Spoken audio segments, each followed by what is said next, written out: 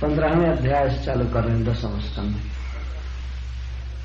श्री शुक उवाच ततश्चतौ गन्धवयः श्रितौ व्रजे बभूवतुस्तौ पशुपालसम्मतौ गाश्चारयन्तौ सखिभिः समं पदैर्वृन्दावनं पुण्यमतीव चक्रतुः। ततश्च 5वें वर्ष की लीला के बाद श्री कृष्ण और बलराम पौगंड वयश्रितौ पौगंड अवस्था में स्थित हुए। 5 वर्ष के बाद 6वें वर्ष से 10वें वर्ष के बीच की अवधि को पौगंड अवस्था कहते हैं। 1 से 5 तक की कुमार अवस्था कही जाती है। 6 से 10 तक पौगंड अवस्था और 11 से 15 तक किशोर अवस्था कही जाती है। लेकिन भगवान श्री कृष्ण ने 6 वर्ष के बाद ही किशोर अवस्था प्रकट कर दिए थे ब्रज में। इसीलिए पौगंड लीला और किशोर लीला में कोई भेद नहीं। भगवान श्री कृष्ण की जो भी बाद में लीलाएं हैं ब्रज में, तो प्राय किशोर के रूप में उनकी लीलाएं प्रसिद्ध हैं, इसलिए उनको ब्रज किशोर कहते हैं। ब्रज का किशोर और ब्रज कुमार भी कहते हैं। तो ब्रज कुमार की लीला हो गई, अब ब्रज किशोर की लीला सुनिए। ततश्च पौगंड वयश्रितौ व्रजे बभूवतुस्तौ पशुपाल सम्मतौ। श्री कृष्ण और बलराम प्रारंभ में गायों के बछड़ा को चराते थे, वत्स चारण करते थे, क्योंकि छोटे छोटे बच्चे थे तो बछड़ों को चराने के लिए उनको अनुमति थी। कुछ थोड़ी दूर पर जाते थे, गौएं तो बहुत दूर चली जाती थी, गौओं के बछड़ों को कृष्ण बलराम चराते थे कुछ थोड़ी दूर पर। और बछड़ों को चराते समय ही उन्होंने ब्रह्मा जी को मोह में डाला था, वो लीला हो चुकी है। तो श्री कृष्ण और बलराम बारंबार नंद महाराज से आग्रह करते थे कि हम अब गौवे चराने लायक हो गए हैं, हम अब बहुत बड़े हो गए हैं, हम बलवान हो गए हैं, हमको बुद्धि हो गई है, हमको भेजा जाए वन में। और इसका कारण एक और हो गया कि जिन बछड़ों को श्री कृष्ण बलराम चराते थे तो वे बछड़े सयाने हो गए, तो गोपों ने ऐसा किया कि उन बछड़ों को वे गौओं के साथ भेजने लगे जो मुक्त स्तन हो गए थे। अब गौओं का दूध वो नहीं पीते थे, गौएं दूसरा बच्चा दे चुकी थी। जो गौएं रखे हैं गांव के होंगे बहुत जल्दी समझ जाएंगे इस बात को। गौओं के बच्चे जब सयाने हो जाते हैं तो उनको गौओं के साथ भेजते हैं जंगल में चरने के लिए। तो जिन बछड़ों को श्री कृष्ण और बलराम चराए थे वे जब बड़े हो गए तो उनको गौओं के साथ भेजा जाने लगा, तो वे जाना नहीं चाहते थे, क्योंकि श्री कृष्ण के चराए हुए थे। तो श्री कृष्ण के वियोग में वे गौओं के साथ नहीं जाना चाहते थे। हाँकने के बाद भी वे जाना नहीं चाहते थे, सब खड़े रहते थे। अच्छा, कुछ ये भी बात हो गई कि श्री कृष्ण के जो बच्चे साथी थे वे भी कुछ बड़े हुए, तो उनके माता पिता ने उनको अनुमति दे दिया कि तुम लोग गाय चराने जा सकते हो, तो वे भी श्री कृष्ण का साथ नहीं छोड़ना चाहते थे। ये 2 समस्या आई थी। श्री कृष्ण के बचपन के साथ ही अब गौएं चराने जाना नहीं चाहते थे, श्री कृष्ण के साथ रहना चाहते थे, और बछड़े भी गौओं के साथ नहीं जाना चाहते थे। और उधर श्री कृष्ण बलराम की इच्छा थी कि हम लोग पूरे ब्रजमंडल में घूम घूम करके सबको दर्शन दें, लीला करें, आनंदित करें। और बछड़ों को चराने में बहुत सीमित देश तक रहना पड़ता था। तो ब्रज में सभी प्रतीक्षा कर रहे थे कि कब कृष्ण आएंगे, हमको दर्शन देंगे, क्योंकि बहुत से जीव हैं जो चल नहीं सकते, जैसे वृक्ष स्थावर योनि, एक स्थान से दूसरे स्थान में चल नहीं सकते। लेकिन वे तो जानते थे कि हमारे प्राण वल्लभ श्री कृष्ण और बलराम यही हैं और कुछ ही दूर बछड़ा चराने आते हैं और हमारे पास नहीं आते हैं। उन वृक्षों को बहुत उत्कंठा थी और वन्य के पशुओं को भी।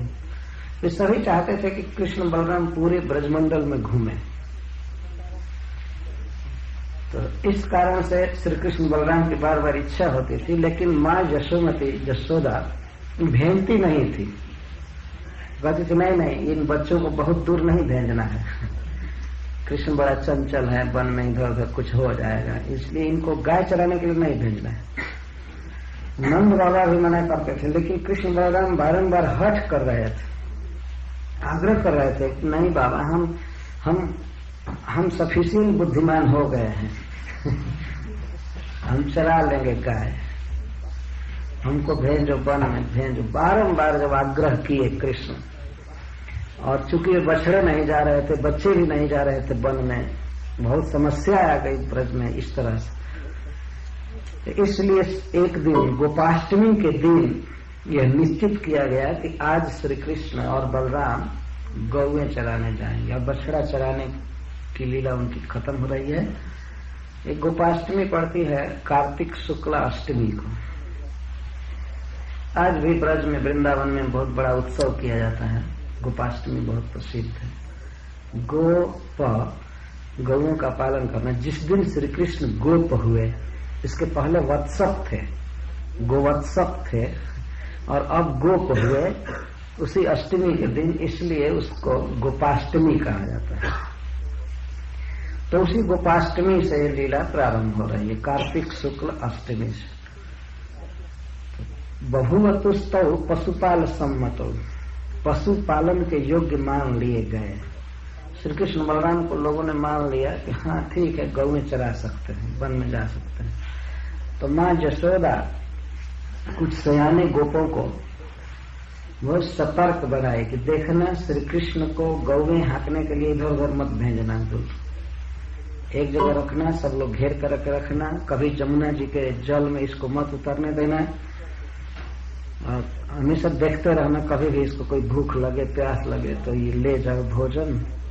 बारंबार श्री कृष्ण को खिलाते रहना। और श्री बलराम जी को कहे, बलराम तुम कृष्ण का संग कभी मत छोड़ना। श्री कृष्ण से बलराम जी कुछ बड़े थे, तो उनको माँ यशोदा समझती थी कि ये समझदार है और बलवान भी है, शरीर से भी कृष्ण की अपेक्षा ये मोटे थे।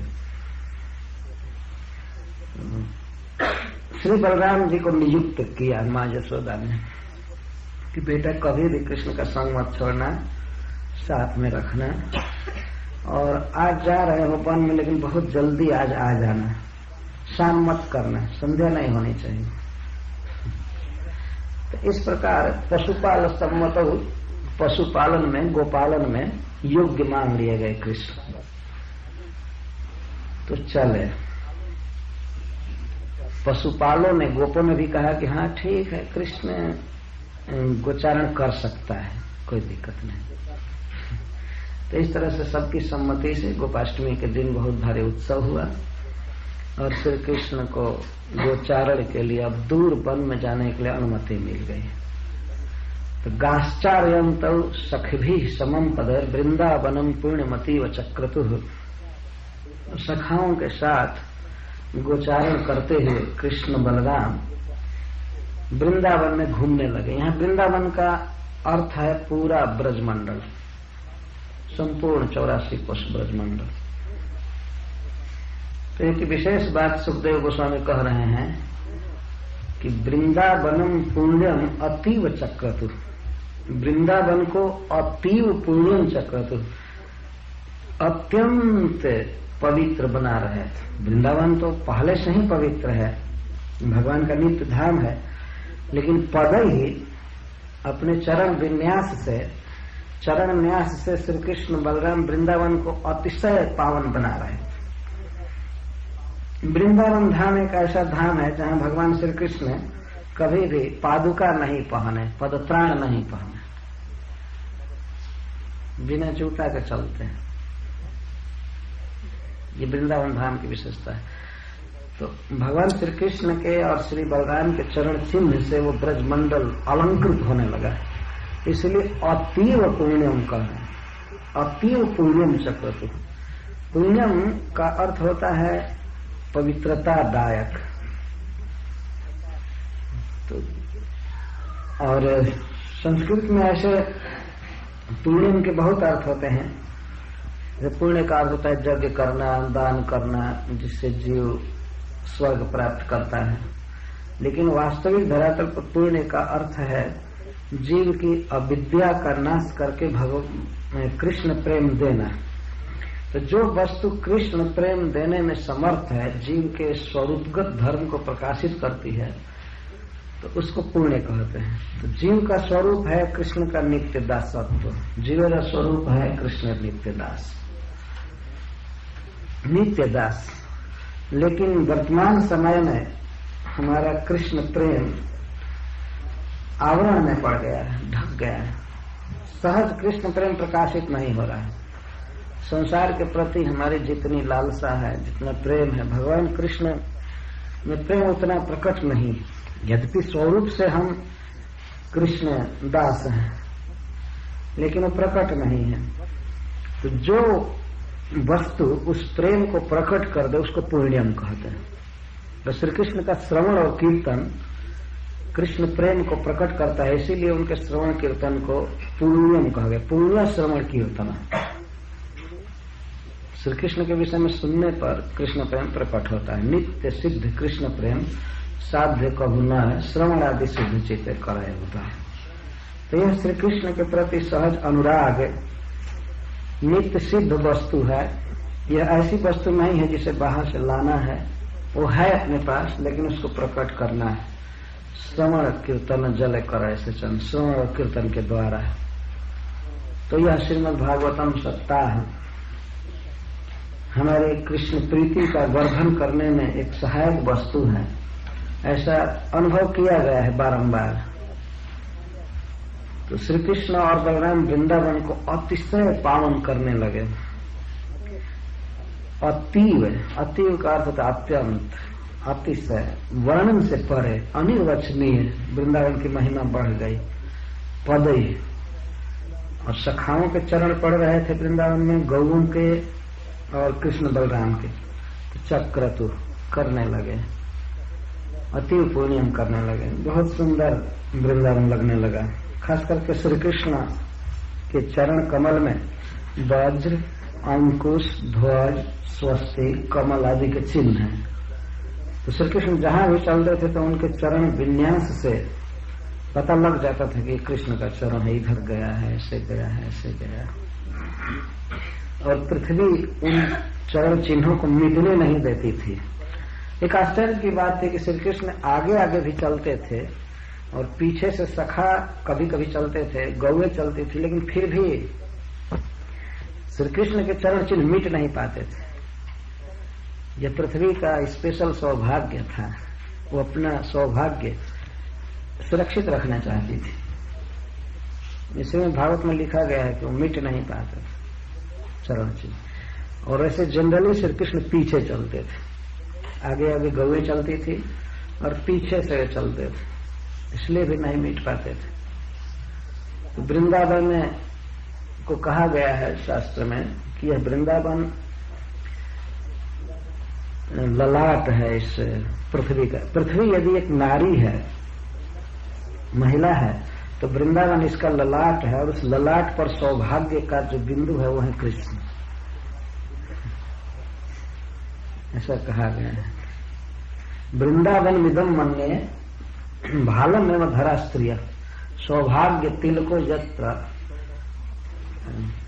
सौभाग्य भूमि श्री कृष्ण तिलको यत्र राजते। यह धरा, यह भूमि, यह एक महिला है और वास्तव में यह एक स्त्री है। यह एक भूदेवी है जो भगवान की प्रिया है। तो यह पृथ्वी एक स्त्री है और वृंदावन इसका ललाट है, इसका फोरहेड है, और उस ललाट पर जो सौभाग्य का तिलक है वो है श्री कृष्ण। सौभाग्य भूमि श्री कृष्ण तिलको यत्र राजते। जो सौभाग्यवती स्त्रियों के ललाट पर तिलक होता है, यह तिलक उनके सौभाग्य का सूचक होता है कि इसके पति हैं। और अब सभी जानते हमारे भारतवर्ष में प्राय सभी स्त्रियां धारण करती हैं। तो श्री कृष्ण ही इस पृथ्वी के तिलक हैं, इससे यह भूमि शोभित होती है और वृंदावन इसका ललाट। तो वृंदावन में श्री कृष्ण रहते हैं, तो इस तरह वृंदावन को श्री कृष्ण अत से पावन करते हुए घूमने लगे, लीला करने लगे।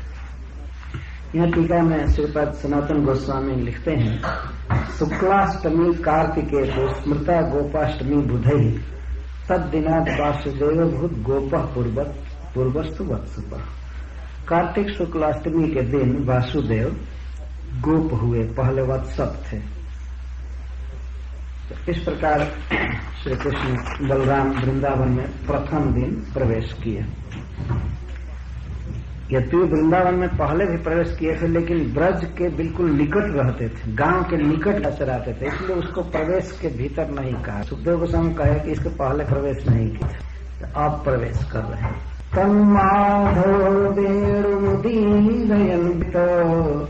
गोपैर्गृणद्भिस्वजसो फलान्वितः तस्मिन् पुरस्कृत्य पशव्यमाविशत् विहर्तु कामः कुसुमाकरं वनम्। इस प्रकार सामान्य रूप से श्री कृष्ण बलराम दोनों के वृंदावन प्रवेश की लीला का वर्णन किए। अब श्री कृष्ण का स्पेशल वर्णन कर रहे हैं। तन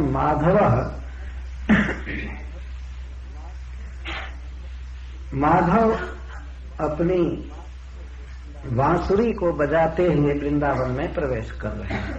तन माधवो वेणु उदीरयन गोपै वृता। गोप सखा श्री कृष्ण के साथ हैं, श्री बलराम जी भी हैं, और गोप सभी श्री कृष्ण के यश का वर्णन कर रहे हैं। यह वृंदावन की विशेषता है कि श्री कृष्ण के सखा सर्वदा श्री कृष्ण का वर्णन करते हैं, तो और कोई बातचीत कभी नहीं करते। नया नया श्रृंगार जो कृष्ण करते रहते हैं तो उसी का वर्णन करते हैं। कृष्ण तुम्हारा मुकुट बहुत सुंदर है, तुम्हारी वरमाला बहुत सुंदर है, माता ने ये श्रृंगार धारण कराया है वो बहुत सुंदर है, ये है वो है। और श्री कृष्ण कोई लीला करते हैं, देखते हैं, चलते हैं, तो उसका वर्णन करते जाते हैं क्षण क्षण में। इसीलिए सुखदेव गोस्वामी कहते हैं कि गोपई स्वजस गृणद भी। गोप सखा श्री कृष्ण के जस का वर्णन करते जाते हैं। श्री कृष्ण क्षण क्षण में इतने सुंदर लगते हैं कि उनका वर्णन नवीन नवीन लगता जाता है। आप तो ऐसे शहर में रह रहे हैं जहां हजारों न्यूज़पेपर निकलते होंगे, है ना? सैकड़ों हजारों न्यूज़पेपर निकलते होंगे, पत्रिकाएं निकलती हैं, समाचार पत्र निकलते हैं, और किसका वर्णन करते हैं रोज? जड़ जगत का। एक शहर का जब इतना वर्णन हो सकता है, प्राकृत जगत का एक नगर है और उस नगर में रहने वाले लोग कुछ भी कोई डिवाइन गुणों से युक्त नहीं है, लेकिन फिर भी उनका वर्णन करने में रोज रोज हजारों पेपर निकलते हैं। तो फिर अप्राकृत जगत से यदि पेपर निकालना पड़े, भगवान का वर्णन यदि करना पड़े, तो कितना पेपर निकल सकता है रोज रोज। और वास्तव में न्यूज होगा, नया होगा। यह तो ये न्यूज क्या है, तो ओल्ड ससा है, ये सब बातें ओल्ड है। यहाँ ज्यादातर न्यूज पेपर में मरना, चोरी, क्या क्या यही सब निकलता रहता है। शायद वैकुंठ से न्यूज पेपर निकालना पड़े तो वहाँ उसमें एक कॉलम में एक लाइन में भी ये बात नहीं आएगी किसी के मरने का या कोई दुख या कुछ भी, है कि नहीं? वो पूरा समाचार पत्र आनंद से भरा रहेगा। आज मैं आ रहा था बनारस से बॉम्बे, तो जबलपुर में बहुत भारी भूकंप हो गया। तो मैं देखा उस समय न्यूज पेपर जो भी मिल रहे थे सब में भूकंप का वर्णन, अर्थक्वेक का वर्णन, सब जगह। तो यही तो इस दुनिया का समाचार है। वही डेड चीजें, मरी हुई चीजें पढ़ते हैं लोग, कोई जीवन नहीं है। लेकिन भगवान श्री कृष्ण और उनका जो धाम है, उनके जो परिकर है, तो नित्य आनंदमय है कि इसमें भी बहुत से न्यूज पेपर निकालने की आवश्यकता पड़ सकती है।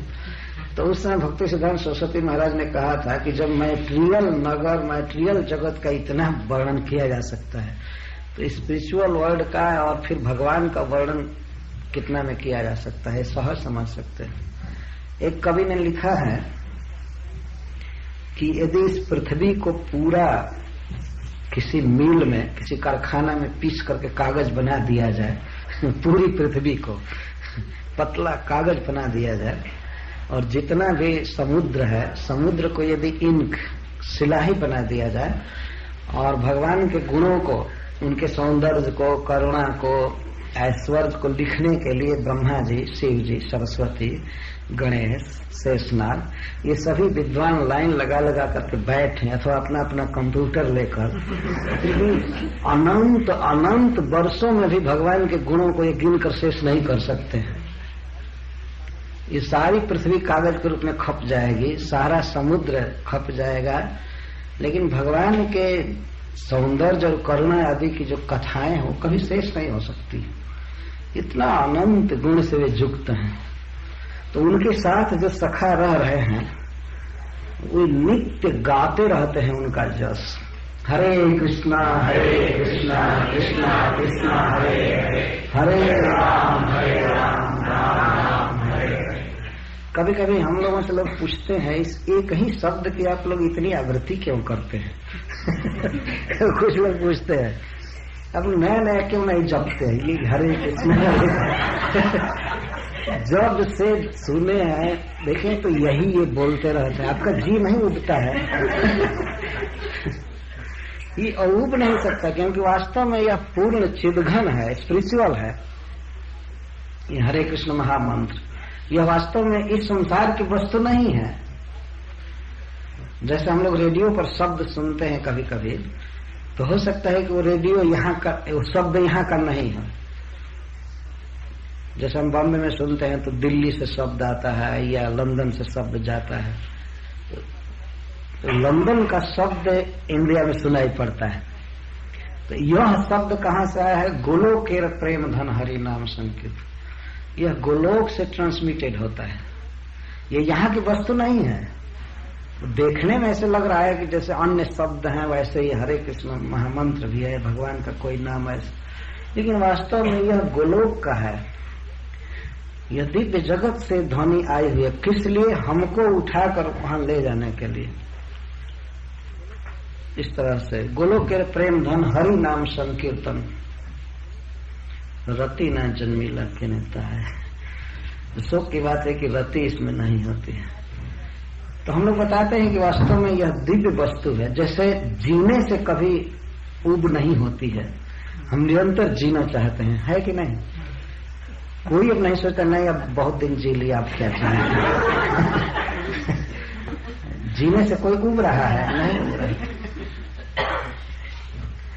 भौतिक क्रियाएं हैं, बिल्कुल मैटेरियल एक्टिविटीज हैं, उनसे भी हम नहीं उब रहे हैं। रोज खाना, रोज शरीर धोना, नहाना, इससे भी नहीं उब रहे हैं। जीने से कहां से उबेंगे? तो श्री कृष्ण जीवन के भी जीवन है, आत्मा के भी आत्मा है, चेतनस चेतनानाम, चेतन के भी चेतन है। तो उनके जो गुण नाम हैं वो नित्य फ्रेश रहते हैं। भगवान शेषनाग तो अनादि काल से उनका गुण गाते रहते हैं, लेकिन फिर भी गुण नित्य नए नए लगते हैं। भगवत गीता वही है, लेकिन आज भी नया नया फ्रेश है वह। दूसरा न्यूज पेपर खरीदेंगे तो एक बार पढ़ने के बाद बासी हो जाता है ना, स्टेल।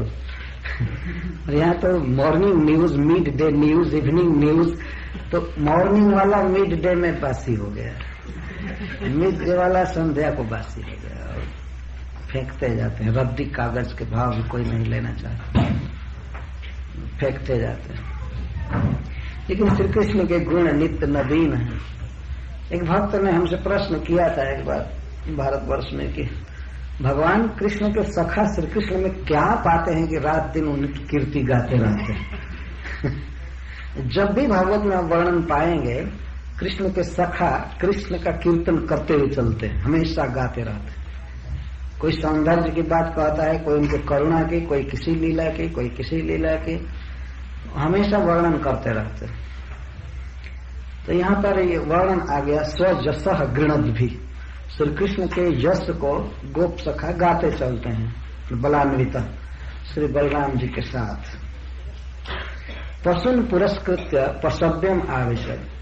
तो श्री कृष्ण पशुओं को आगे करके, पशुन पुरस्कृत्य, पुरः मतलब सामने, आगे करके, पशव्यम आविशद, चरागाह में, वन में प्रवेश करते।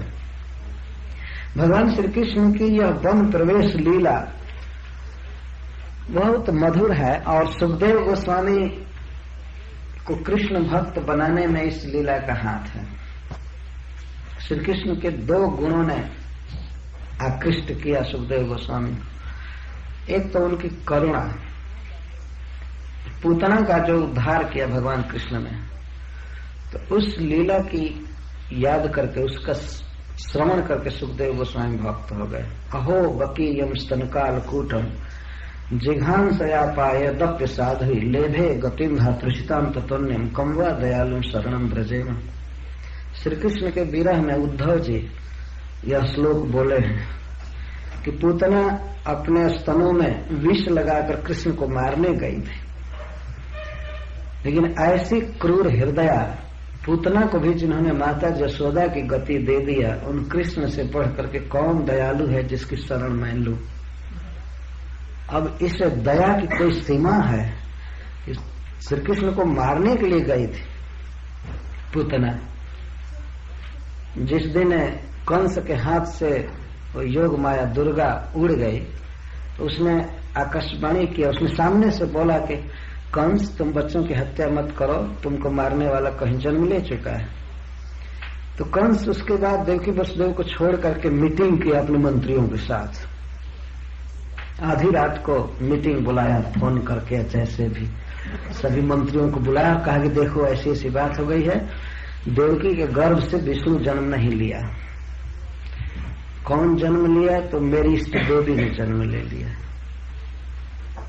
तो मेरी इष्ट देवी दुर्गा जी ने जन्म लिया है, और उसने कहा है कि तुमको मारने वाला कहीं जन्म ले चुका है। दुर्गा जी ने भी छिपा करके कहा था, उन्होंने ये नहीं कहा कि इसी जेल में और 1-2 घंटा पहले जन्म लिया है।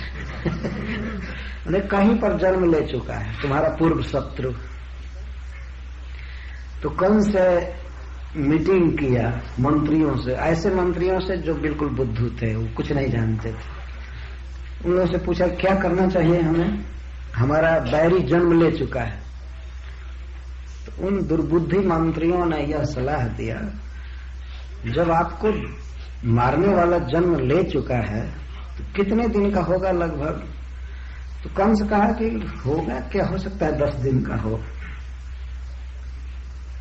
या 20 दिन का हो, या 10 दिन के अंदर का हो। तो मंत्रियों ने कहा अरे अधिक से अधिक 1 महीने का, यही ना?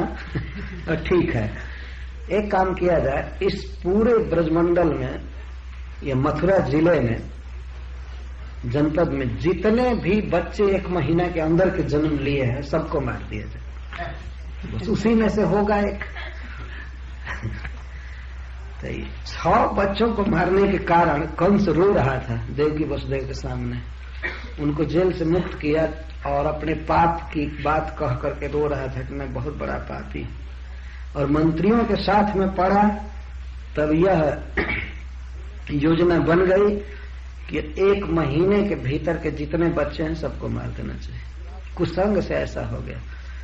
अच्छा, तो क्या उपाय किया जाएगा बच्चों को मारने का?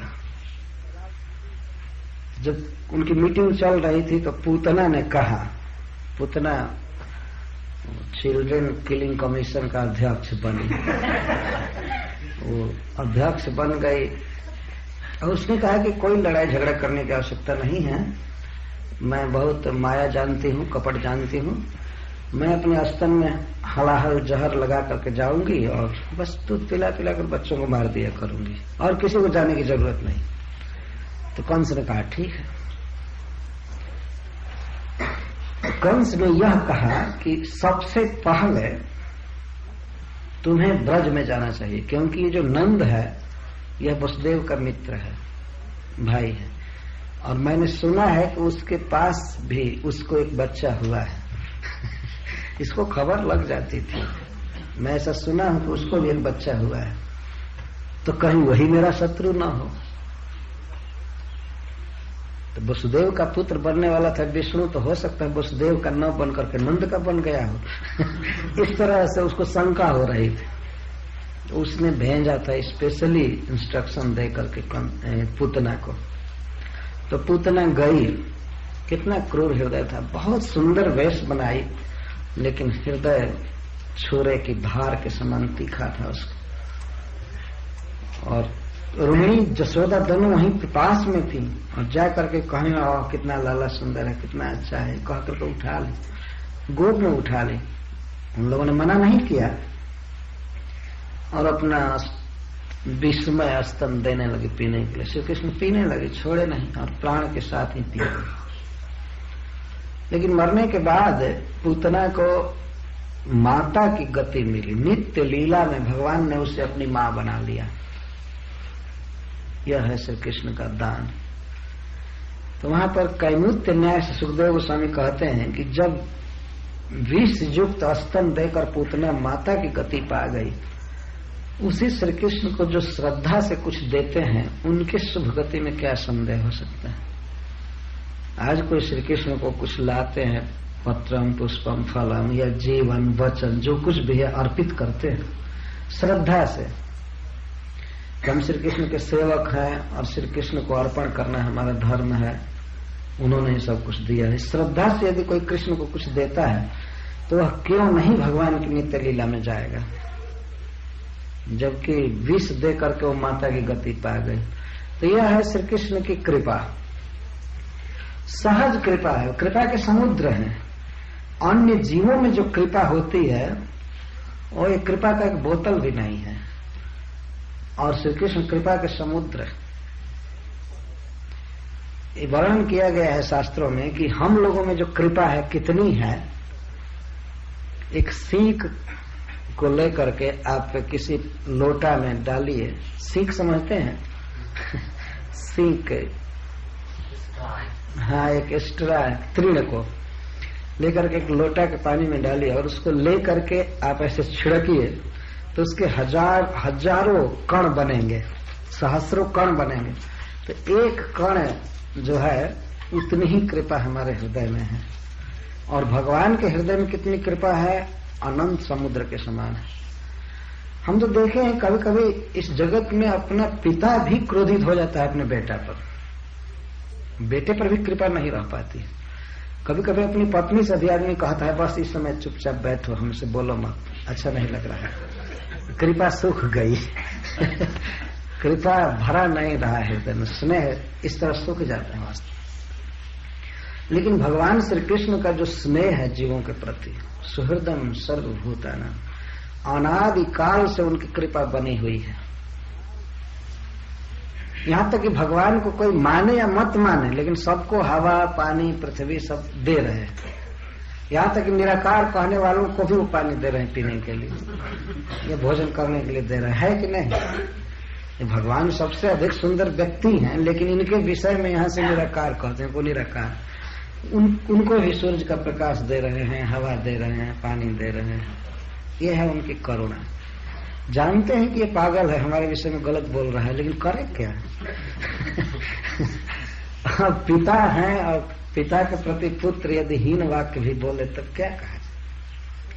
कोई पुत्र है और अपने पिता के विषय में कोई पूछे, उसके पिता के विषय में कोई पूछे कि तुम्हारे पिताजी कैसे हैं, तो कहते वो तो निराकार है।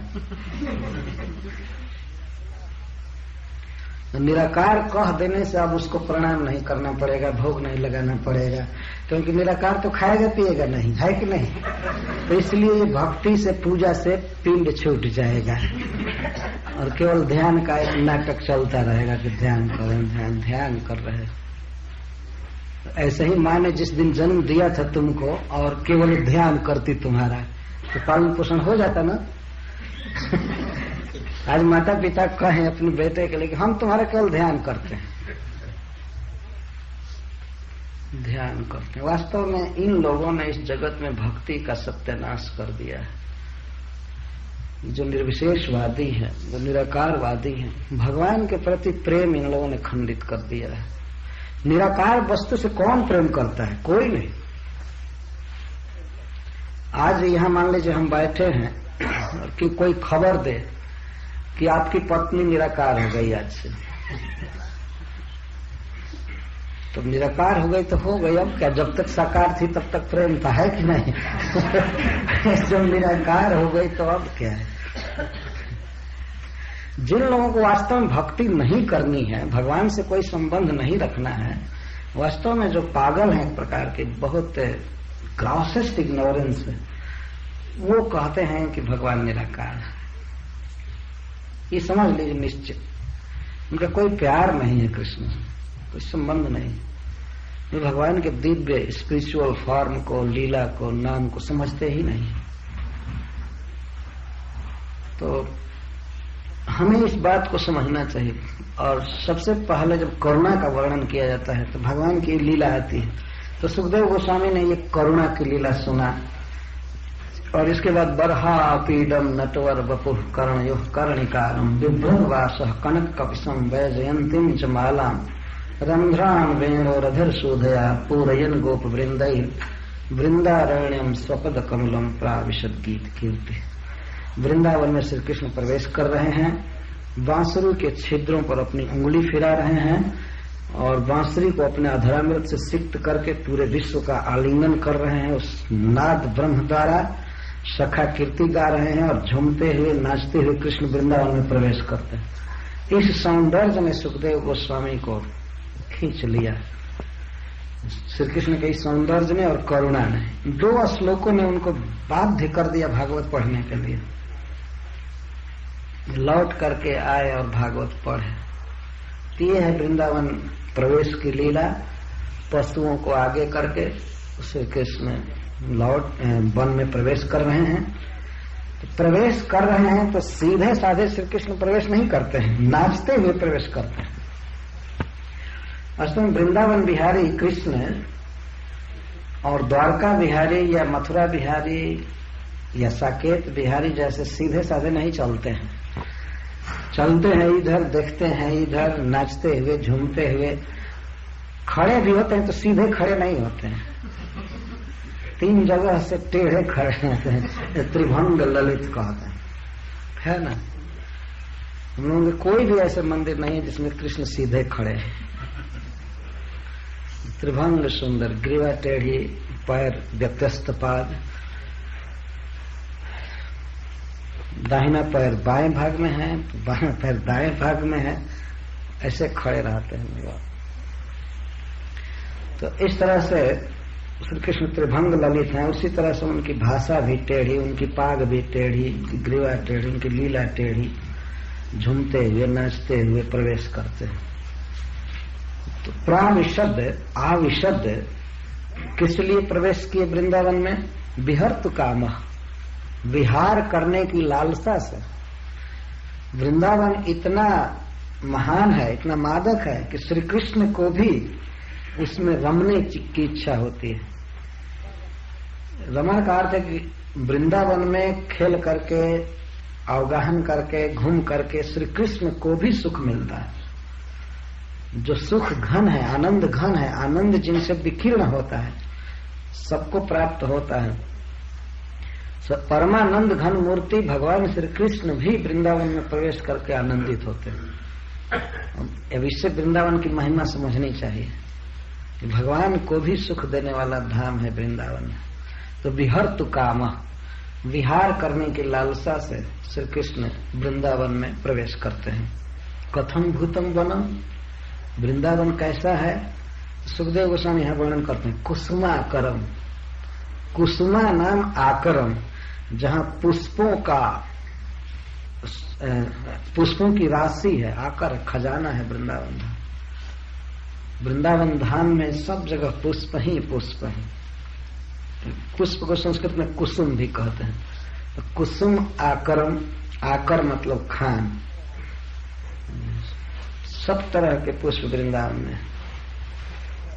आज जो लोग वृंदावन में जाते हैं, ब्रज में जाते हैं, तो बाह्य दृष्टि से तो वहां पुष्प नहीं है इस समय, लेकिन जिनको आंतरिक दृष्टि प्राप्त है आज भी वृंदावन में देखते हैं कि वो समृद्ध है पुष्पों से, चिंतामणि भूमि है, सब कुछ चिन्मय है वास्तव में।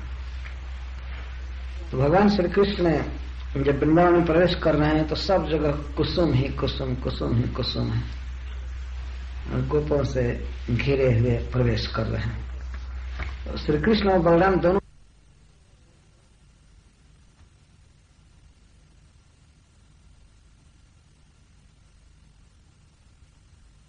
हल लिए रहते हैं कंधे पर, और ऐसा कहा जाता है कि ब्रज में भगवान श्री कृष्ण गोचारण के इंचार्ज थे, गौओं के रक्षक, और श्री बलराम जी फार्मिंग खेती करते थे। वे हल लिए रहते हैं इसलिए हलधर वे खेती करते थे। लेकिन जो भी हो प्राय श्री कृष्ण के साथ वन में प्रवेश करते थे। तो 2 बार यह बात कही गई है कि श्री कृष्ण वृंदावन में खेलने के लिए, रमने के लिए, सुख प्राप्त करने के लिए प्रवेश कर रहे हैं। तो फिर पुनः वृंदावन का वर्णन करते हैं। तन्मंजु घोषाल मृग द्विजाकुलम महन मनः प्रख्यपय सरस्वता। तन्मंजु घोषाल मृग द्विजाकुलम, वह वृंदावन मंजू घोष वाले, बहुत सुंदर कंठ वाले भांवरे मृग और पक्षियों से व्याप्त था। वृंदावन में सब जगह भांवरे थे, फूलों पर बैठे हुए थे, और भांवरे भन भन भन भन भन भन गाते रहते। भांवरों में भगवान ने एक अद्भुत विशेषता दी है। भांवरों के जो पंख होते हैं, जिन लोगों ने देखा होगा वे समझ सकते हैं। वो जब उड़ते हैं तो हारमोनियम के पत्ती जैसे उसमें से आवाज निकलती रहती है, एक एक भंवरे के, और उसके साथ वे गाते भी हैं। भंवरे भ्रमर एक ऐसे जीव हैं जिनको भगवान ने वाद्य और सुंदर कंठ दोनों दिया है। ये बहुत सुंदर गाते रहते हैं भंवरे। और मृग, मृग का अर्थ पशु होता है अथवा हरिण। ये भी बहुत सुंदर बोलते हैं। वृंदावन में जो भी पशु हैं बहुत सुंदर बोलते हैं। द्विज, द्विज का अर्थ होता है पक्षी। अनेक प्रकार के कोयल, हंस आदि पक्षी हैं जो गा रहे हैं वृंदावन में। अभी वृंदावन भारतवर्ष में बसंत ऋतु चल रहा था, इस वैशाख पूर्णिमा तक। तो सब जगह कोयल की आवाज सुनाई पड़ती है, कुहू कुहू। इधर कोयल होती है ना कि नहीं? इधर कोयल नहीं। हाँ, क्योंकि मैं सुना नहीं। और उधर कहीं भी कोयल बोलती है। कुजत कोकिल हंस सारस नरा, किरणे मयूरा खुले। और मयूर भी नहीं दिखाई पड़ते हैं इधर, है कहीं कहीं है। मयूर, कोयल, दात्यो, पपीहा, ये सब गाते रहते हैं, बहुत सुंदर कंठ। और वृंदावन के वन में रहने वाले पक्षियों का तो कहना है। तो पक्षी को द्विज कहा जाता है। द्विज का अर्थ होता है 2 बार जन्म लेने वाला। एक बार ये अंडा के रूप में जन्म लेते हैं और दूसरी बार अंडा को फोड़ करके जन्म लेते हैं, इसलिए उनको द्विज कहा जाता है। मनुष्यों में जिनका उपनयन संस्कार होता है तो उनको द्विज कहते हैं। पर पक्षियों को बिना उपनयन संस्कार के ही द्विज कहा। और पक्षियों में एक नियम बहुत अच्छा है कि कुछ ग्रंथों में लिखा गया है कि पक्षियों में स्वदार संग्रह का नियम बहुत अच्छा है। स्वदार संग्रह मतलब पत्नी और पति का बहुत दृढ़ संबंध है। पक्षी जगत में व्यभिचार नहीं है। एक पक्षी एक मादा पक्षी से संतुष्ट रहता है बस, और उनमें व्यभिचार नहीं है। शास्त्र कहता है। वृंदावन के जो पक्षी हैं, इन पक्षियों के साथ भगवान श्री कृष्ण का बहुत सुंदर संबंध है। एक तो दिन भर जहां भी जाते हैं तो भांवरों के साथ गाते रहते हैं, कभी कभी कोयल के कंठ में मिला करके कंठ और कुहू कुहू भी करते रहते हैं। और मोर का तो पंख ही धारण करते हैं, या मोर जैसे नाचते भी हैं। तो इन पक्षियों का, पशुओं का, हरिण आदि का और अली, अली माने भावों के समूह का वर्णन, इन सब से आकुलम वृंदावन व्याप्त है। और महत मन प्रख्य पय सरस्वता वाते न जुष्टम शतपत्र गंधिना। और वृंदावन में वायु कैसा फैला है, कैसा वातावरण है, मंद शीतल और सुगंध हवा, सुगंधित हवा है। शीतल का यहाँ अर्थ है समशीतोष्ण, न गर्मी है और न ज्यादा ठंडा है, अधिक ठंडा नहीं अधिक गर्मी नहीं। इस शरद ऋतु का वर्णन है, कार्तिक महीने का। तो वृंदावन के सरोवरों का जल बिल्कुल निर्मल है, निर्मल मलहीन, बिल्कुल स्वच्छ जल है। कैसा जल, जैसे महात्माओं का मन, महन मन, जैसे भगवान श्री कृष्ण के भक्तों के मन में कोई मल नहीं होता है, जितना महात्माओं का मन शुद्ध होता है उतना ही वृंदावन के सरोवरों का जल शुद्ध है। वृंदावन के जो सरोवर हैं उनका जो जल है बिल्कुल निर्मल है। कैसा, जैसे किसी संत का, किसी भक्त का मन शुद्ध रहा। इस सुखदेव गोस्वामी उपमा दे रहे हैं। जिनके हृदय में केवल कृष्ण का प्रेम है, स्नेह है और संसारिक कोई कामना नहीं है, उनके हृदय को कहा जाता है बहुत शुद्ध। श्री कृष्ण का रस भरा हुआ है। वृंदावन के सरोवरों के जल का तुलना, उपमा दे रहे हैं महात्माओं के मन से। महन मन प्रख्य पय सरस्वती, इतने शुद्ध जल है और उन शुद्ध जल में सुंदर सुंदर कमल खिले हुए हैं अनेक प्रकार के। कार्तिक का महीना है, वातावरण ऐसा है, इतना सुंदर जल खिला हुआ है, सुंदर कमल खिला है और कमल के पुष्पों के पराग को लेकर के हवा बह रही है। तो सरोवर के जल से टकरा करके और कमल के पुष्पों से टकरा कर हवा चल रही है, तो हवा में सुगंध फैली है। संपूर्ण ब्रजभूमि की हवा में सुगंध है। कैसी सुगंध, कमल पुष्प की सुगंध है, कमल के पराग की सुगंध। तो सुगंधित हवा है और समशीतोष्ण हवा है और मंद समीर, धीरे धीरे हवा चल रही है। हवा जोर से चलती है तो अच्छी नहीं लगती है ना, मंद समीर अच्छा माना जाता। तो इस प्रकार श्री कृष्ण उस वृंदावन में प्रवेश कर रहे हैं। हवा को कहा गया है शतपत्र गंधिना। ऐसे कमल हैं जिनको शतपत्र कहा जाता है। शतपत्र का अर्थ होता है जिसकी पंखुड़ियों में 100 पत्ते हों। इधर हम लोग जो कमल देखते हैं उसमें 100 नहीं होते, अष्टदल कमल कभी कभी हम लोग देखते हैं। जैसे हम लोग कमल बनाए हैं प्रभुपाद सेंटेनियर में, तो से कितने पेटल्स हैं, 10 से 12 पेटल्स हैं, लेकिन वो पेटल 100 होते हैं। एक ऐसा कमल होता है जिसको शतपत्र कहते हैं, 100 पेटल्स और शतपत्र। तो ऐसे लोटस कमल वृंदावन के सरोवरों में खिले हुए और उनसे स्पर्श करके हवा फैलकर पूरे वृंदावन को सुवासित करती। बहुत सुंदर है, गंध है हवा में। तो ऐसी हवा का आस्वादन करते हुए भगवान घूम रहे हैं। निरीक्ष रंतुम भगवान मनोदध है। भगवान 6 ऐश्वर्यों से परिपूर्ण भगवान श्री कृष्ण उस वृंदावन में रमण करने की इच्छा से घूम रहे हैं। तो अब वृंदावन वासियों का वर्णन कर रहे हैं। वृंदावन बिहारी का वर्णन कर लिए। उसे श्री कृष्ण के अंगों का वर्णन उन्होंने नहीं किया, क्योंकि उसका वर्णन बाद में आएगा और पहले भी आ चुका है। श्री कृष्ण के बांसुरी वादन का वर्णन किया गया, लेकिन सिर पर मोर पंख है और बहुत स्पेशल श्रृंगार है आज के दिन। और आज श्री कृष्ण को माना जा रहा है कि अब कुछ बड़ा हो गया है, तो स्पेशल श्रृंगार है, स्पेशल वस्त्र है और घूम रहे हैं। सतत्र तत्रारुण पल्लव श्रिया प्रस्फल प्रसूनोर्भरेण पादयोः स्पृशन् शिखान् वीक्ष वनस्पतिं मुदान् स्मयं निवाहाग्रजमादिपुरुषः।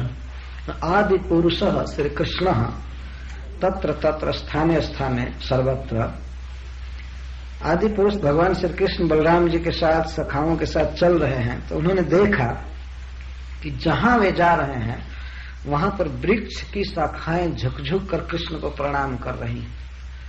वृक्ष झुक जाते थे, जो ऊंचे ऊंचे वृक्ष थे जिनमें फल और फूल लगे हुए थे, तो श्री कृष्ण के निकट आते ही झुक जाते थे कि श्री कृष्ण हमारा फल लेंगे, हमारा पुष्प लेंगे, पुष्प लेकर अपना श्रृंगार करेंगे, फल लेकर के खाएंगे और श्री कृष्ण को हम प्रणाम करेंगे, प्रणाम कर रहे हैं। इस दृष्टि से वृक्ष झुक रहे थे।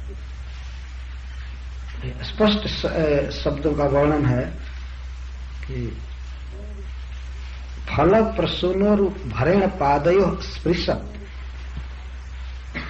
ऐसे वृक्षों में जब फल लगता है या फूल लगते हैं तो वृक्ष झुक जाते हैं, लेकिन वृंदावन के वृक्ष तो झुके हुए हैं ही, परंतु श्री कृष्ण और बलराम के आने पर वे विशेष झुक जाते हैं चरणों में, क्योंकि वृंदावन के जो वृक्ष हैं वो चिन्मय है और श्री कृष्ण के नित्य परिकर। तो श्री कृष्ण जहां जहां जाते हैं उनको फल और फूल देने के लिए झुक जाते हैं। ज्यादा ऊंचे रहेंगे तो कृष्ण फल तोड़ नहीं पाएंगे। इस तरह वृंदावन में श्री कृष्ण को फल प्राप्त होता है। वास्तव में वृक्षों के साथ भगवान की भक्ति का बहुत संबंध है। श्री कृष्ण गीता में जो मांग कर रहे हैं कि हमें अर्पण करो पत्रम पुष्पम फलम तोयम, तो इसमें तोयम को छोड़ करके बाकी 3 वृक्षों का उत्पादन, पत्रम पुष्पम फलम, ये वृक्षों से आते हैं। यहाँ में देखिए, यहाँ फल, ये पुष्प, ये वृक्ष से आए है ना। कोई आदमी ऐसा उत्पादन नहीं कर सकता। करते भी हैं प्लास्टिक का, तो उसमें कोई गंध नहीं, कुछ नहीं।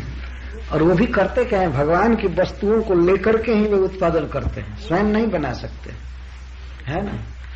कोई प्लास्टिक अपने भीतर से तो निकाल नहीं सकता है, कितना भी बड़ा वैज्ञानिक हो, कुछ भी। प्लास्टिक का भी फूल बनाना हो तो वो भी कहीं बाहर से ही लेना पड़ेगा, रंग लेना पड़ेगा। ये भगवान की अजीब सृष्टि है, कई तरह का फूल बनाए हैं और अलग अलग रंग, एक ही फूल में कई रंग होते हैं। देखिए, पीला पुष्प है, हरा है, एक ही पुष्प में हरा रंग भी, पीला रंग भी, लाल भी, एक ही जमीन से ऐसे हजारों हजारों प्रकार के रंग हैं, स्वाद हैं, सब धरती से निकल रहे हैं। ये सब भी भगवान देते हैं।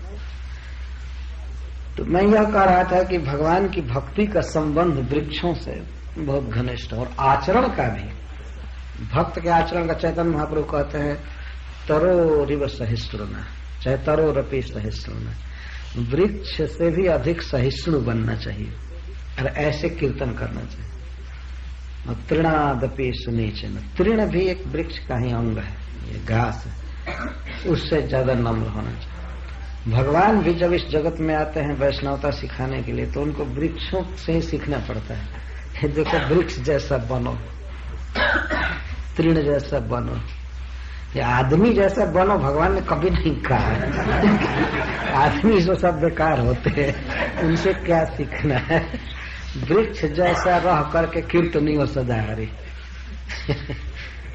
भगवान ने कभी नहीं कहा कि इस राजा जैसा बन करके या सांसद जैसा बन करके भजन करो, ये करो। वृक्ष जैसा बनो। भगवान श्री कृष्ण की लीला का संबंध वृक्षों से बहुत घनिष्ठ है। वृक्षों से, पशुओं से बहुत संबंध है भगवान का। तो जहां जहां जाते हैं तो सबसे पहला सौभाग्य वृक्षों को दे रहे हैं। वृक्ष झुक जाते हैं, तो सब जगह वृक्ष हैं, सब जगह झाड़ है और वे झुक जाते हैं। कैसे वृक्ष झुक रहे हैं? अरुण पल्लव स्त्रिया, उनकी बड़ी सुंदर शोभा है, बड़े बड़े सुंदर है। किस तरह से लाल लाल पत्ते निकले हैं, नए नए कोपल है, नए नए पत्ते निकले हैं, लाल होते हैं। उससे उनकी शोभा बहुत सुंदर बढ़ी हुई है। और फल प्रसून उरु भरेगा, फल और प्रसून, फल मतलब फ्रूट्स और प्रसून मतलब फ्लावर्स, पुष्प, फल और फूल से भरे हुए, इतना भार है वो झुकते हैं। और उरु भरक, भरक का संस्कृत में अर्थ होता है उपहार, उपहार देते हैं। अपने सिर पर फल और पुष्प का भार लिए, उपहार लिए और झुकते हैं। कहाँ? पादयो, श्री कृष्ण के जुगल चरण में झुक रहे हैं। पादयो स्पृशत, श्री कृष्ण के चरण कमल का वे स्पर्श करते हैं, टच करते हैं। शिखान, जिनकी शिखाएं, जिनका ऊपरी भाग श्री कृष्ण के चरण को स्पर्श कर रहा है। आप ये समझ सकते हैं कि कितना अधिक वृक्षों को झुकना पड़ता होगा। झुकने में उनको आनंद हो रहा है। जहां कृष्ण जाते हैं तो ऊंचे ऊंचे वृक्ष भी तत्काल झुक जाते हैं। और कभी कभी दोनों तरफ से वृक्ष झुकते हैं तो श्री कृष्ण के गति में अवरोध हो जाता था, वो आगे नहीं बढ़ पाते थे। वो झुकते हैं इसलिए कि कुछ तो पुष्प अर्पण कर देते थे वे स्वयं ही, और कुछ को चाहते थे कि श्री कृष्ण के हाथ का स्पर्श मिलना चाहिए। श्री कृष्ण के कर कमल का स्पर्श लेने के लिए कुछ पुष्प निकट आते थे। वृक्ष ऐसे सचेतन हैं, स्पिरिचुअल हैं वृंदावन के। तो श्री कृष्ण के हाथों के पास पुष्प आ रहा है तो श्री कृष्ण तोड़ते थे, पिकअप करते थे और कहते थे श्री बलराम से, कितना सुंदर वृक्ष है, कितना सुंदर पुष्प है, इस गंध को सूंघिए। भगवान सूंघते थे, श्री बलराम जी को सूंघाते थे, ऐसे सब। और किसी किसी सखा से कहते हैं कि इसके पुष्प तोड़ लो और माला बनाने लायक है, इसे बनमाला बननी चाहिए। कोई ऐसा वृक्ष नहीं था जिसके पुष्प को भगवान ने स्वीकार न किया, क्योंकि वे सबके हृदय की बात जानते। तो वृंदावन के वृक्षों का पुष्प चयन कर रहे हैं। और फल, श्री कृष्ण को फल है, दुकान से भोग लगाने की आवश्यकता नहीं पड़ती है ब्रज में। अब तो इधर फल मिलते हैं, कच्चे तोड़ लिए जाते हैं और कैसे कैसे ढंग से पकाते हैं, तो कोई स्वाद नहीं होता है। डायरेक्ट वृंदावन में वृक्षों से पुष्प स्वीकार करते हुए अपने अग्रज से इस प्रकार बोलते हैं। श्री कृष्ण का स्वागत करने के लिए पशु आ रहे हैं, हरिण आ रहे थे, वृक्ष आ रहे थे, भंवरे गा रहे थे, पक्षी गा रहे थे। जहां जहां कृष्ण चल रहे थे तो वृंदावन के सभी पक्षी उड़ उड़ करके उनके साथ चलते थे, शाखाओं पर, कोई ऊपर, कोई वृक्ष की शाखाओं पर, और कुछ पशु साथ साथ चलते थे, हरिण आदि, भंवरे गाते हुए चलते थे। तो इन सब को देख करके भगवान श्री कृष्ण अपने मन के भावों को श्री बलराम जी से व्यक्त कर रहे हैं। कोई हमारे हमसे प्रेम कर रहा है तो मेरा मनोभाव क्या है वो भी जानना चाहता होगा कि वृक्षों की सेवा को भगवान स्वीकार कर रहे हैं या नहीं कर रहे हैं, या हरिण के विषय में क्या उक्ति है, भंवरे के विषय में, मयूर के विषय में।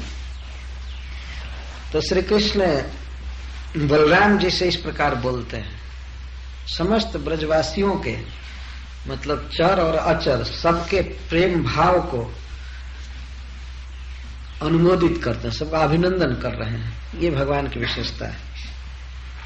तो भगवान 4 श्लोकों में श्री बलराम जी से बातचीत कर रहे हैं। श्री भगवान वाच, अहो यमी देव मरार्चितम पादाम्बुजं ते सुमनः फलार्हणम् नमन्तु पादाय शिखाभिरात्मना तमोपहत्यै तरुजन्म जत्कृतम्।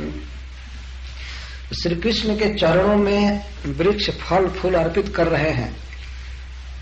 इसको श्री बलराम जी के लिए कह करके अभिनंदन करते हैं। भगवान कृष्ण कहते हैं, हे देव वर, हे समस्त देवताओं के पूज्य, आप देखिए ये वृक्ष आपके पादाम्बुज में फल और पुष्प अर्पित कर रहे हैं।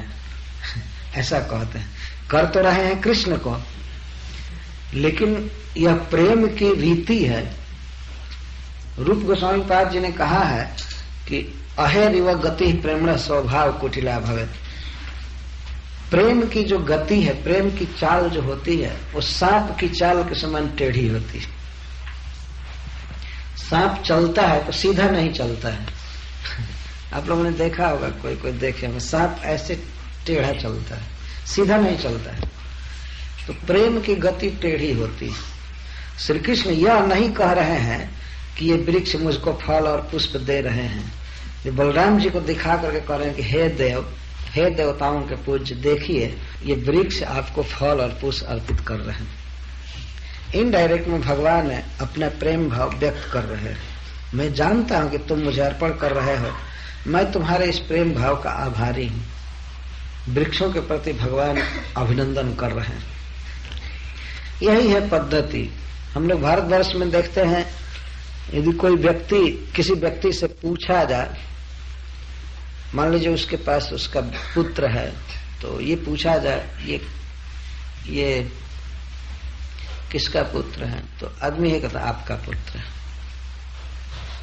यही उत्तर दिया जाता है, ये आपका घर है, आपकी कार है, आपका ये है। इस तरह से ये व्यक्त करने की विधि है। सीधे इस तरह से नहीं कहते सब मेरा है। इस तरह से कहने की पद्धति नहीं है।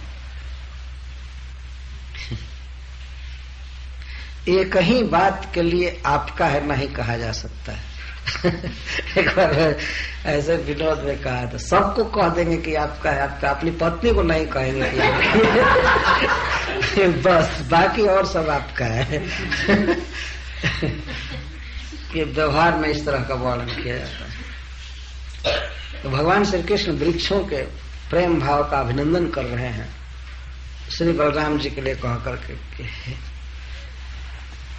हे देवताओं से भी पूज्य, आपके जो चरण कमल हैं इनकी आराधना ब्रह्मा जी करते हैं, अमर देवराज इंद्र करते हैं, या शिव जी करते हैं। आपके चरण कमल की पूजा मतलब मेरे चरण कमल की पूजा, ये भाव समझना चाहिए। लेकिन भगवान ये कैसे कहे कि हमारे चरण कमल की पूजा ब्रह्मा आदि देवता करते हैं। भगवान श्री कृष्ण बहुत सुशील व्यक्ति है, बहुत गुणवान। कभी नहीं कहते हैं कि मैं पूज्य हूं, ये हूं, वो हूं। और बड़ा भाई तो पूज्य है ही, तो अपनी पूजा को, भावना को बलराम जी के लिए कह करके व्यक्त करेंगे। देखिए ये वृक्ष आपको फल और पुष्प अर्पित कर रहे हैं। उन्हीं चरणों में जो चरण ब्रह्मा शिव आदि के पूज्य नमंती उपादाय शिखा विरात्मन स्तमोपहत्ते तरुजन जत्कृतम। हे देव, देखिए ये अपनी शिखाओं से, अपनी शाखाओं से आपके चरणाम्बुज में नमंती, नमन कर रहे हैं, प्रणाम कर रहे हैं। और केवल प्रणाम ही नहीं कर रहे हैं, देखिए आपको सुमन फलार्हणम, आपको सुमन और फल अर्पित कर रहे हैं। इनके पास जो कुछ भी धन है, ये सारा धन आपको अर्पित कर रहे हैं। वास्तव में वृक्ष के पास क्या धन है? फूल और फल, यही धन है वृक्ष। तो अपना धन आपको अर्पित कर रहे हैं। धन्य है इनका जन्म। और लेकिन भगवान श्री कृष्ण एक बात कह रहे हैं कि इन वृक्षों के हृदय में एक बात का दुख है कि इनको वृक्ष का शरीर क्यों दिया गया। वास्तविक बात तो यह है कि वे नित्य मुक्त जीव हैं और भगवान की सेवा के लिए ही वृक्ष बने हैं। अप्राकृत जगत में एक विशेषता है कि कोई भी प्राणी, कोई भी जीव जब चाहे तब चर या अचर शरीर ग्रहण कर सकता है। यदि कोई भक्त चाहता है कि मैं वृक्ष बन जाऊं तो तत्काल बन सकता है, क्योंकि वो चिन्मय देह होता है, चित्त में, इच्छा में। और श्री कृष्ण हमारी शाखा में झूला झूले तो वृक्ष हो जाएगा। ये कोई ये सोचे कि मैं दूब बन जाऊं, श्री कृष्ण मुझ पर बैठे, तो बन जाता है। हम लोग इस समय चाहें कि हम वृक्ष बन जाए तो ऐसा नहीं हो सकता है ना? या कोई वृक्ष चाहे कि हम घूमे आदमी जैसा, तो नहीं घूम सकता है। जड़ जगत में हम लोग बाध्य हैं, पर अप्राकृत जगत में पक्षी मनुष्य के आकार में हो सकता है, मनुष्य पक्षी बनकर सेवा कर सकता है, वृक्ष बनकर सेवा कर सकता है। तो वृंदावन के जो वृक्ष हैं वो भी चिन्मय परिकर हैं भगवान के, और वे स्वेच्छा से वृक्ष बने हैं कृष्ण की सेवा करने के लिए, पत्र पुष्प अर्पित करने के लिए। लेकिन बनने के बाद अब उन्हें एक विषय में चिंता है कि ओहो, जैसे सखा घूम रहे हैं कृष्ण के साथ, जैसे पक्षी घूम रहे हैं, पशु घूम रहे हैं, वैसे हम घूम नहीं पाते हैं इनके साथ। हम एक ही जगह पर खड़े रहते हैं। जैसे कृष्ण लीला करते हुए चले जाते हैं और जो वृक्ष जहां है वहीं पर घूम रहा है, वहीं पर अस्थिर है, घूमता नहीं है, तो उसको अनुताप है। तो भगवान कहते हैं कि जिस अपराध के चलते इनको वृक्ष का शरीर मिला हुआ है, उस अपराध से मुक्ति पाने के लिए आपके चरण कमलों में नमस्कार कर रहे हैं। इन पर दया कीजिए, आप उनको अवसर दीजिए कि आपकी अन्य लीलाओं में भी भाग ले सके। तो भगवान ने एक प्रकार से वृक्षों को आश्वासन दिया कि मेरे प्रिय वृक्षों, तुम मेरे अतिशय प्रिय हो, मैं तुम्हारी सेवा को जानता हूं और तुम्हें बाद में अवसर दिया जाएगा, तुम सचल होकर के मेरी लीला का आस्वादन करोगे। ये भाव ये वृक्षों का अभिनंदन कर रहे हैं। और फिर भंवरों का कर रहे हैं। जहां जहां श्री कृष्ण चलते हैं वहां वहां भंवरे गा रहे हैं, भन भन भन भन भन। तो भगवान श्री कृष्ण श्री बलराम से कहते हैं, एते लीनस्तव जसोऽखिल लोक तीर्थम गायन्तयादि पुरुषानुपदं भजन्ते प्रायो अमी मुनिगणा भवदीय मुख्या गूढ़ं बनेऽपि न जहातनघात्म दैवम्। हे देव, ये भंवरे जानते हैं कौन है? ये मुनि है, ये सब मुनिगण हैं।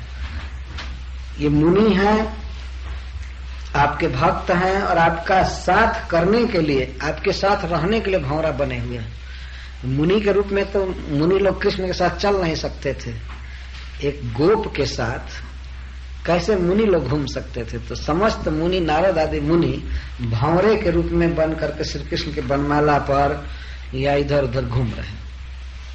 तो भगवान श्री कृष्ण कहते हैं, मैं पहचान रहा हूं आप लोग कौन हैं। तो श्री बलराम जी से कहते हैं कि हे प्रभु, अखिल जीवों को तारने वाले, आपके जस को गाते हुए ये भंवरे आपके साथ चल रहे हैं। ये प्रायो मुनिगणा, ये सब मुनि भवदीय मुख्या, आपके सेवकों में मुख्य हैं। जितने भी भवदीय हैं, भवदीय माने आपके जो जन हैं उनमें ये श्रेष्ठ हैं, मुख्य हैं, भवदीय मुख्या। तो गूढ़म बने पिन जहाँ तनघात्म दैवम, यद्यपि आप छिप करके गोप वेश में गाय चरा रहे हैं, ये फिर भी आपको ये पहचान लिए हैं कि आप इनके प्रभु हैं, इनके स्वामी हैं। भगवान श्री कृष्ण अपने को छिपाए हुए हैं गोप वेश में, लेकिन ये कहते हैं गूढ़म बने, आप वन में कभी छिपते हैं, यहाँ तक कि एकांत में भी श्री राधा आदि के साथ भी जो आप लीला करते हैं तो ये सब जान जाते हैं और वहां भी पहुंच जाते हैं। भंवरों की पहुंच सब जगह। भगवान श्री कृष्ण गोचारण करते करते कभी अलक्षित रूप से चले जाते हैं वन में, कहीं किसी गोपी से भेंट होती है, श्री राधा से भेंट होती है, भंवरे वहां भी चले जाते हैं। इनके लिए कोई प्राइवेट जगह नहीं है, दुराव नहीं है। इसी बात को भगवान कह रहे हैं कि ये तो गूढ़म बने अपी, ये जब आप वन में छिप जाते हैं उस समय भी आपके साथ रहते हैं, आपका साथ कभी नहीं छोड़ते हैं और हमेशा गाते रहते हैं। क्या? तव जस गायंती। जस की विशेषता बता रहे हैं, अखिल लोक तीर्थम। भगवान की कीर्ति ऐसी है जो समस्त जगत को, सभी जीवों को तार देती है। तीर्थ का अर्थ होता है तारने वाला, जो जीव की अविद्या को नष्ट कर दे और उसको ऊपर उठा दे, उसके स्वरूप में कर दे, उसको तीर्थ कहते हैं। तो गंगा आदि नदियों में स्नान करने से जीव की शुद्धि होती है, इसमें संदेह नहीं है। लेकिन जैसी शुद्धि भगवान का कीर्तन गाने से होती है, भागवत सुनने से, भक्तों का आश्रय लेने से, वैसी शुद्धि गंगा आदि से नहीं हो पाती। जैसे प्रकट उदाहरण है कि श्रील प्रभुपाद जी जितना पावन कर दिए समर्थ, गंगा जी में इतनी शक्ति नहीं है पावन करने की। और जो साधु होते हैं जंगम तीर्थ होते हैं, चलता फिरता तीर्थ। गंगा आदि नदियां तो केवल एक लकीर में बहती हैं, वहां से हट करके दूसरी जगह नहीं जा सकती।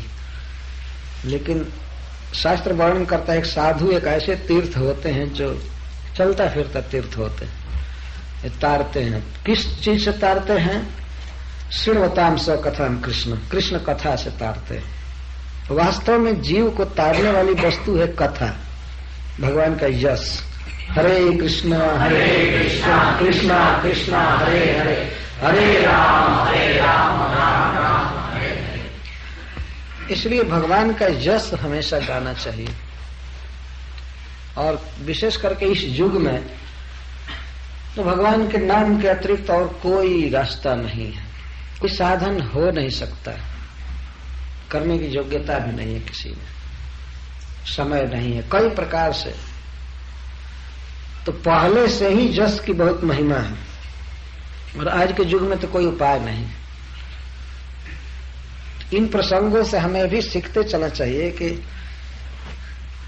हमें भंवरा बनना है, कृष्ण तो बनना नहीं है कि नहीं कि हमारा जस कोई गावे। एक जगह मैं गया था, बसंत पंचमी के दिन एक मठ में चला गया, नॉन वैष्णव ऑर्गेनाइजेशन।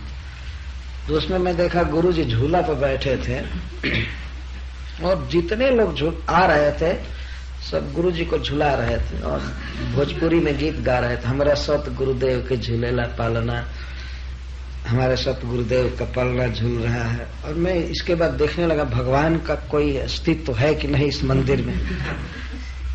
तो भगवान श्री कृष्ण का फोटो था एक जगह, मेन जगह पर नहीं, कहीं लगाया गया था दीवार में। भगवान का कोई नामो निशान नहीं था, अल्टर में कहीं कुछ नहीं, केवल गुरु को पूछ रहे थे। तो हमने एक व्यक्ति से पूछा कि ये बसंत पंचमी के दिन आप गुरु को झूला झुला रहे हो, भगवान कृष्ण को क्यों नहीं झुलाते? तो बेचारा इनोसेंट था, वो कहा कि तो हम तो नहीं जानते हैं, सब लोग कर रहे हैं इसलिए हम भी कर रहे हैं। हम कभी इस पर सोचे भी नहीं, सब लोग कर रहे हैं इसलिए हम भी कर रहे हैं, सब लोग कर रहे हैं। वास्तव में जीव के नित्य बंधु सब कुछ कृष्ण, और गुरु कृष्ण से मिलाने वाला है, यह सिद्धांत है। तो कृष्ण का भक्त जो होता है उसका स्वभाव ही होता है कि वह कृष्ण की कीर्ति गाता है, कृष्ण से जीवों को जोड़ता है, कृष्ण के बारे में प्रचार करता है, अपना प्रचार नहीं करता। यद्यपि उसका प्रचार अपने आप हो ही जाता है।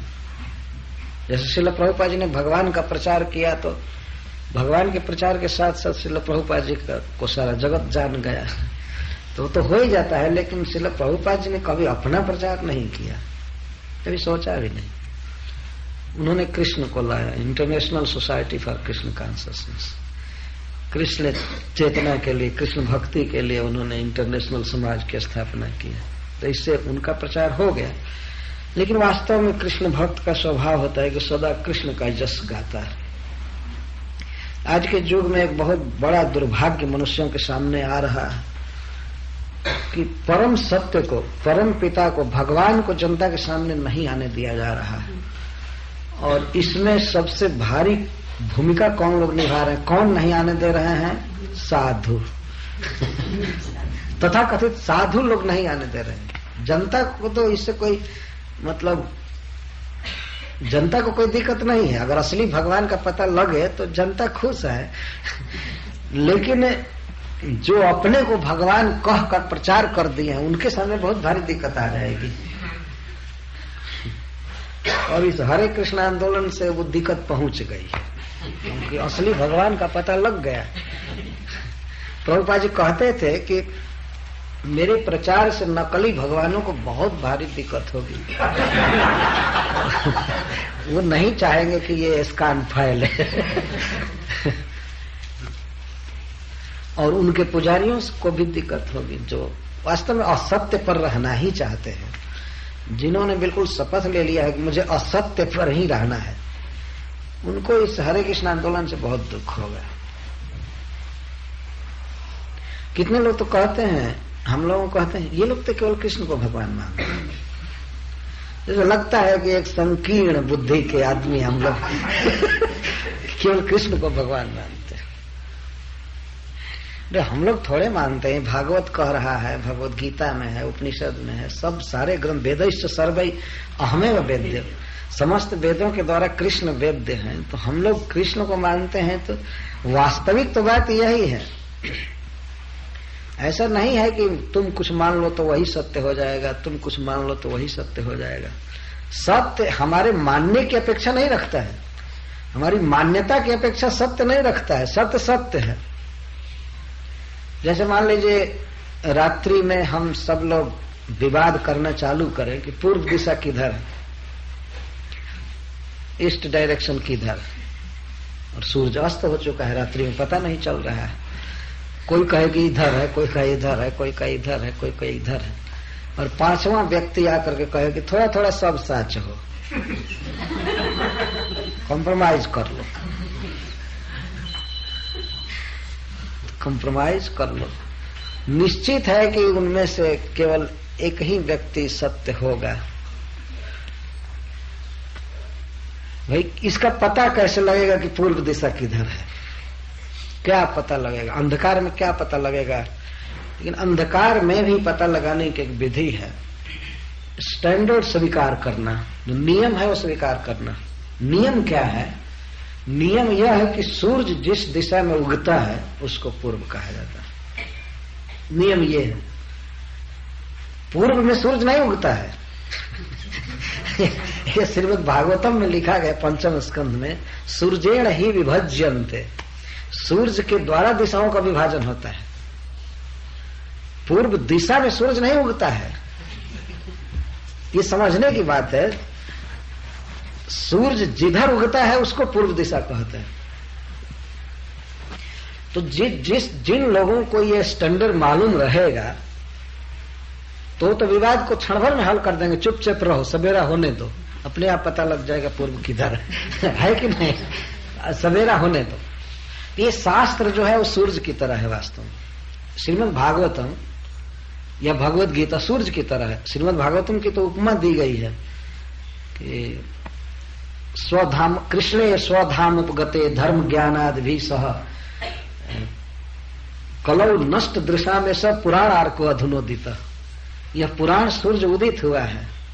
जिस सूर्य के उगने पर हम सब कुछ क्लियर देखते हैं। एक गिलास इधर है, भागवत इधर है, ये टेबल इधर है, डीटे इधर है, वो आदमी सब कुछ देख रहे हैं ना। लेकिन सूर्य न रहे, कोई प्रकाश न रहे तो हम कुछ भी नहीं देखेंगे। तो शास्त्र जो है सूर्य की तरह लाइट देता है। हम कौन है, इस जगत को बनाने वाले कौन है, उनके साथ हमारा क्या संबंध है, क्या साधन है, क्या साध्य है, लोक परलोक, स्वर्ग नरक वैकुंठ क्या है, इन सारी बातों पर रिफ्लेक्शन डालता है शास्त्र। सब कुछ क्लियर बताता है। इसलिए इसकी उपमा सूर्य से दी गई है। तो जैसे मान लीजिए रात्रि में विवाद हो रहा है, रात्रि में विवाद हो रहा है और कोई व्यक्ति यह कह दे भाई जिधर सूर्य उगता है उसको हम पूर्व दिशा मानते हैं। तो इस बात को न जानने वाले कुछ लोग कहें कि ये तो केवल सूरज रटता है। सूर्य जिधर उगेगा वो तो उसको पूर्व कहता है। इसका जो विचार है वो सीमित विचार है। वास्तव में उदार विचार होना चाहिए। जो जिधर कह दे वही पूर्व है।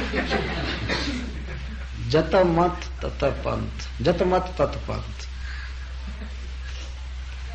आज के युग में अद्भुत अज्ञान छा गया मनुष्यों को कि इतना नग्न सत्य भी लोग नहीं समझ रहे हैं। तो इसी तरह से शास्त्र जब कहता है कृष्णस्तु भगवान स्वयं, कृष्ण भगवान है, हम सब कौन है, चाहे केवल यही बात नहीं कि शास्त्र भगवान का वर्णन करता है और हमको छोड़ दिया। हमारा वर्णन हम क्या है, ममई वांसो जीव लोके जीव भूता सनातन। हमारा भी वर्णन करता है हम क्या है। भगवान श्री कृष्ण कहते हैं मेरा ही अंश जीव है। जो जीव भूत स्थिति में इस समय है, इस लोक में, इस शरीर में, ब्रह्मभूत नहीं है इस समय। वास्तविक सत्ता है कि वो ब्रह्मभूत है, लेकिन इस समय वो जीव भूत है इस लोक में, इस शरीर में। वो ममई वंश, मेरा ही अंश। सारी दुनिया में जितने जीव हैं उनको भगवान कहते हैं मेरे ही अंश है। हम ऐसा नहीं कह सकते ममई वंश कृष्ण, हमारा ही अंश भगवान है, ऐसा नहीं कह सकते। हमारा अंश क्या भगवान हो सकता है? हमारा अंश कोई नहीं है वास्तव में। यहां तक कि जो बेटा है, बेटी है, वो भी हमारे अंश नहीं है कि नहीं? हम मर जाएंगे फिर भी वो जीवित रहेंगे। वो हमारा अंश नहीं है। और हमारे जन्म लेने से पहले भी वे थे, भले अदृश्य थे, दूसरे शरीर में थे। वो जो जीव है उसके साथ भी हमारा संबंध नहीं है, और जो शरीर है उसके साथ भी संबंध नहीं है। उनका जो शरीर है वो बहिरंगा प्रकृति का दिया हुआ है, उपादान कारण प्रकृति है, और जो चिन्मय जीव है भगवान श्री कृष्ण का की परा प्रकृति है। चाहे अपरा प्रकृति उनकी या परा प्रकृति, लेकिन जीव का एक जीव के साथ कोई खास संबंध नहीं कह सकता है मेरा अंश है। श्री कृष्ण तो सबके लिए घोषित कर रहे सभी मेरे अंश है। तो जीव का भी वर्णन जगत करता है, ये शास्त्र करता है। श्रीमद् भगवद गीता में खास करके 5 विषयों का वर्णन है। ईश्वर, जीव, काल, प्रकृति और कर्म, 5 विषयों का भगवान ने वर्णन किया। तो उसमें जीव भी एक विषय है। जीव एक ऐसी वस्तु है जिसके विषय में बहुत बहुत विवाद है। क्या है, कहाँ से आ गया, कैसे, क्या करेगा। तो और बातों का तो बहुत बढ़िया से पता नहीं चलता है, लेकिन इतना पता चलता है कि भगवान का भजन करेगा तो भगवान के पास चला जाएगा। इतना क्लियर वर्णन मिलता है। यह स्पष्ट है, इसमें कोई संदेह नहीं। लेकिन जीव का वर्णन है। श्रील जीव गोस्वामी ने जीव तत्व भी अपने षड संदर्भ में एक सेक्शन में रखा है, जीव तत्व। उन्होंने बहुत अच्छी तरह से वर्णन किया है। अच्छा, ये प्रकृति क्या है, जड़ जगत क्या है, कर्म का क्या अर्थ होता है, काल का क्या अर्थ होता है, ये सारी बातों का वर्णन किया गया। तो हम लोग वास्तव में इस शास्त्र के अनुगत विचार को ग्रहण करके कहते हैं कृष्ण भगवान है और जीव उनका दास है, सबको शरण लेनी चाहिए। लेकिन कुछ ऐसे जीव हैं इस प्राकृतिक जगत में जो इसको ग्रहण नहीं करते। उनकी श्रद्धा है भगवान में, लेकिन चाहे पहले के सुन करके या कल्पना करके कहते हैं कि हम मानते हैं कि भगवान है, लेकिन वो एक शक्ति है और निराकार है। संसार में हम समझते हैं कि 95% मानवों की जनसंख्या इसी अज्ञान में है, निराकार मानते हैं प्राय। हिंदुओं में भी बहुत निराकारवादी हैं। बहुत कम लोग हैं जो भगवान के रूप को मानते हैं और समर्पण करते हैं। समर्पण करने वाले तो बहुत कम हैं, लेकिन भगवान का अंग मानने वाले कुछ हैं। बाकी और सब जगह तो निर्विशेष शून्यवादी, पाश्चात्य देश। ये तो पाश्चात्य देश तो पूरा शून्यवादी और निर्विशेषवादी। तो यह एक अज्ञान है वास्तव में। तो श्रील प्रभुपाद इस अज्ञान को तोड़ने के लिए international society for Krishna consciousness की स्थापना किए।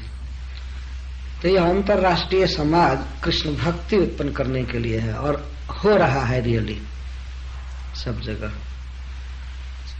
जो इसके संपर्क में आते हैं, खास करके इसके लिटरेचर के संपर्क में, भक्तों के संपर्क में, तो वे कृष्ण को जान जाते। तो जिस कृष्ण की भक्ति के लिए अंतरराष्ट्रीय समाज की स्थापना हुई, उसी कृष्ण का वर्णन करने के लिए श्रीमद् भागवतम, जहां हम लोग ये सुन रहे हैं, तो मुनि लोग भगवान श्री कृष्ण के विषय में गाते रहते हैं। मेरा मुख्य तात्पर्य है गाने से था। और अखिल लोक तीर्थम, अखिल का अर्थ होता है संपूर्ण। विश्व के जितने भी जीव हैं, यदि सबको हम तारना चाहते हैं, उनका अज्ञान मिटाना चाहते हैं, पाप ताप समाप्त करना चाहते हैं, तो कृष्ण के यश को गाने के लिए उन्हें कहना चाहिए, कृष्ण के नाम को गाने के लिए कहना चाहिए। यदि कोई गाता है, सुनता है, तो तर जाएगा। हरे कृष्णा कृष्णा कृष्णा हरे हरे, हरे राम राम राम हरे हरे। और इस सिद्धांत को स्वयं भगवान अपने मुख से बोल रहे हैं। बलराम जी से कहते हैं कि तव यशः अखिल लोक तीर्थम। हे प्रभु, आपका जो यश है वो अखिल लोक तीर्थ है। खिला का अर्थ होता है अपूर्ण और अखिल का अर्थ होता है संपूर्ण। संपूर्ण जीवों को एक तरह से तारने के लिए समर्थ है भगवान का कीर्तन। इसे बढ़कर के प्रबल साधन कुछ है ही नहीं, भगवान की विशेषता। इसीलिए हम लोग सुन रहे हैं, गा रहे हैं। और ये प्रकट अनुभव है सारे जगत में कितने लोग शुद्ध हुए। तो प्रायः ये मुनि है और आपके भक्तों में प्रधान है, अपने इष्ट देव को, आपको अर्थात मुझे एकांत में भी ये नहीं छोड़ रहे हैं, सब जगह जाते हैं, जहां जहां कृष्ण जाते हैं वहां जा रहे हैं। इसके द्वारा भगवान मुनि शब्द की परिभाषा भी दे रहे हैं, डिफिनीशन दे रहे हैं कि जो मेरा यश गाता है वही मुनि।